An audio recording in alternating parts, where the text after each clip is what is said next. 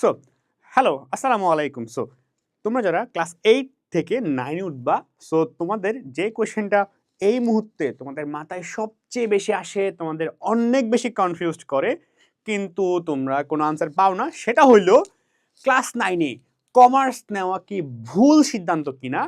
এইটা তোমাদের মেজরিটির একটা বিগ কোয়েশ্চেন। এবং এই কোয়েশ্চেনটাকে যারা ক্লাস 9 অলরেডি এনরোলড হয়ে গেছো, ভর্তি হয়ে গেছো, তাদের মাথায় আছে ভাইয়া আমি কি ভুল করছি লাইফে কমার্স নিয়ে। সো আমরা পাঁচটা স্টেপ, কয়টা পাঁচটা স্টেপ জানবো, এই পাঁচটা স্টেপে সবটুকু জেনে নিব এবং পাঁচটা স্টেপ শেষে আমি জানাবো, তুমি বুঝতে পারবা কমার্স নেওয়াটা সঠিক সিদ্ধান্ত কি ভুল সিদ্ধান্ত। So let's start. আমি অ্যাকচুয়ালি গাইডলাইনের মধ্যে কোনো অ্যাডভাইস দিব না, আমি বেশ কিছু পাঁচটা কোয়েশ্চেন দিব তোমাকে এবং এই কোয়েশ্চেনগুলো আনসার দিব। সো সো দ্যাট তুমি অ্যাকচুয়ালি রেজাল্টটা জানো। প্রথম কোয়েশ্চেন ভাইয়া, ভুল সিদ্ধান্ত কথাটি কেন আসে? কেন তোমাকে শুনতে হয় ক্লাস 9 এ কমার্স নেওয়াটা কি সঠিক সিদ্ধান্ত কি না? এইটা তুমি কেন শুনো অ্যাকচুয়ালি? প্রথম এটার পিছে যে মিথগুলো আছে, এই মিথগুলোর মধ্যে প্রথম মিথ হইল ভাইয়া মেধাবী মানুষজন তো কমার্সে আসে না। এটা প্রথম মিথ, ঠিক আছে?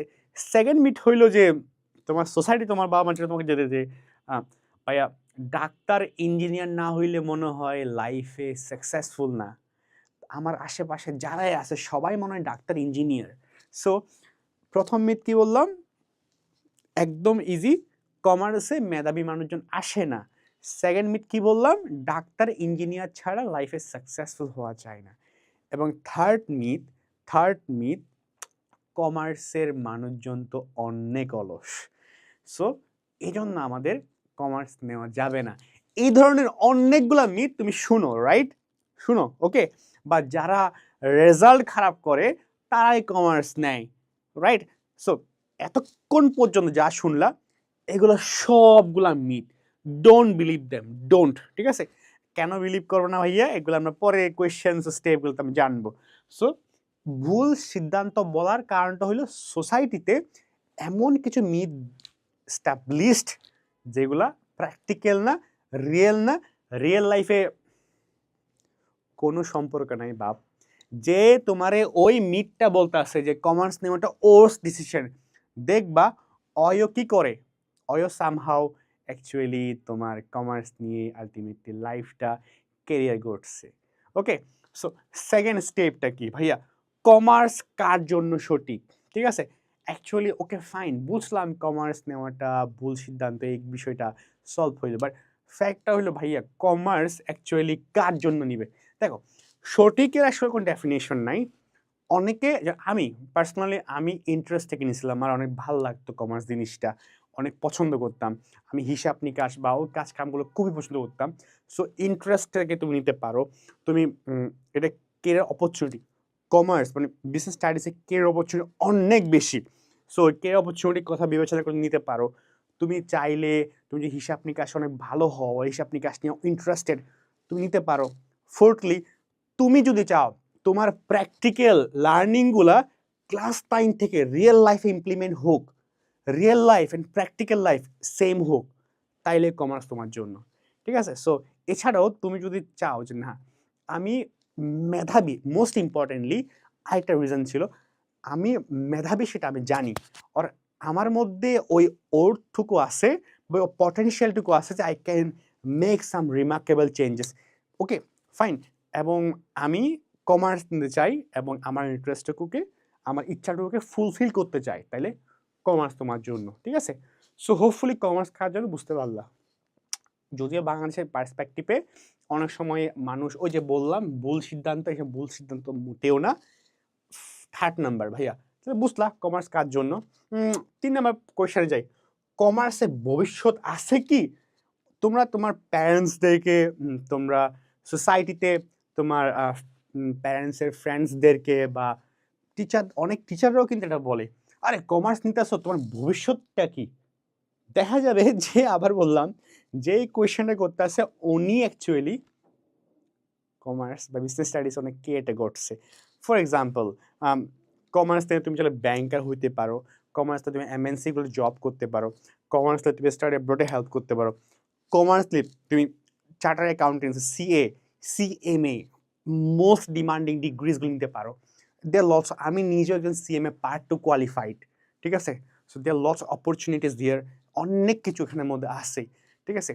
আরও অনেকগুলো আছে। ইভেন আমি সাপ্লাই চেইন, যেটা গ্লোবাল কম্পিটিশন হয় বাংলাদেশের মধ্যে, সাপ্লাই চেইন কম্পিটিশন, ওখানের মধ্যে আমি উইনার।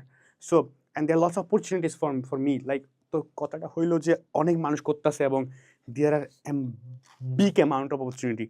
তুমি ঢাকা ইউনিভার্সিটির আইবি এর কথা শুনছো ডেফিনেটলি। ওরা কারা? কমার্সের পড়াশোনা করতেছে ওখানে ইউনিভার্সিটিতে গিয়ে, জগন্নাথ বিশ্ববিদ্যালয়, ঢাকা বিশ্ববিদ্যালয়, লিটারেলি ঢাকা বিশ্ববিদ্যালয়ে ইউনিটে না প্রতিটা বছর লেভেলের কম্পিটিশন হয়।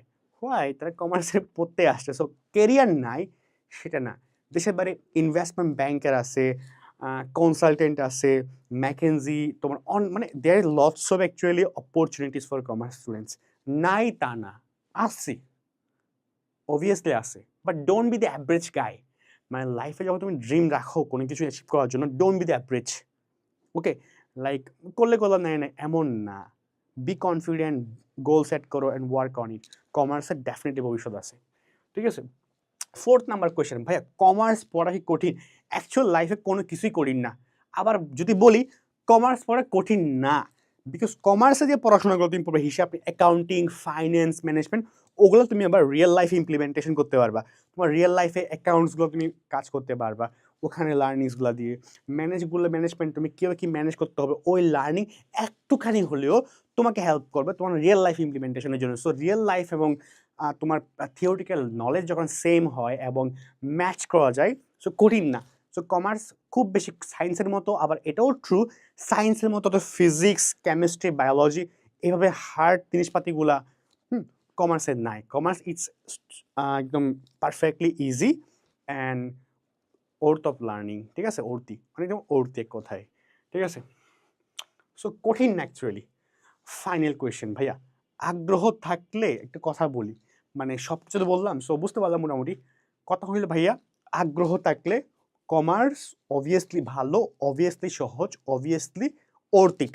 বাট আর অন্যের কথা যদি তুমি শুনো, তাইলে কমার্স নাও, সায়েন্স নাও, আর্টস নাও, দাখিল নাও, দুনিয়া যাই নাও না কেন ভাই, তোমার জন্য কষ্টের।